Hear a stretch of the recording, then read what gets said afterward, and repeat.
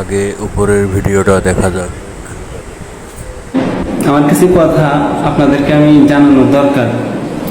আপনারা যারা বিদেশ আসতেছেন, যারা আসবেন, সামনে যারা আসবেন, তাদের উদ্দেশ্যে আমার কিছু কথা। আপনাদের আত্মীয় স্বজন এবং ভাই বেড়াদার, যদি আশেপাশের ভাই বেড়াদারই তো বিদেশ আসবো, যদিও আসে, তাদেরকে একটু বললেন, একটু বুঝিয়ে বললেন, যাতে এইভাবে কেউ জানি না আসে, দালালের খপ্পরে পড়ে জানি না আসে। নিচের ভিডিওটা দেখা যাক।